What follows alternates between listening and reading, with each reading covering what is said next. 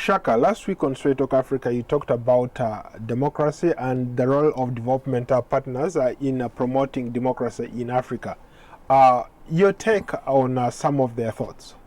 Well, what was, of course, interesting is that we did have a vice president from the Millennium Challenge Corporation, which obviously is one of those arms of development partners vis-a-vis Africa.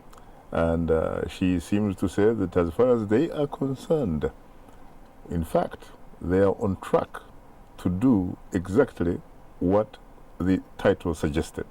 How are they on track when we read or see situations where the countries that initially they had suggested were doing very, very well in terms of democracy, in terms of trying to make sure that they adhere to the democratic principles, have been sliding back?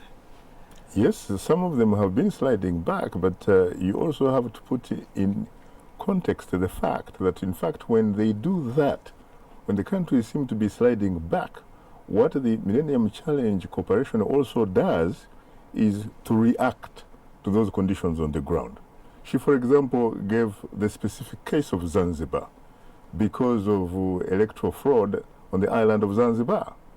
What happens is that even though Tanzania was, for example, expected to receive 472 million US dollars for development, that amount of money now has actually been suspended pending the Tanzanian government delivering on exactly what the MCC is demanding.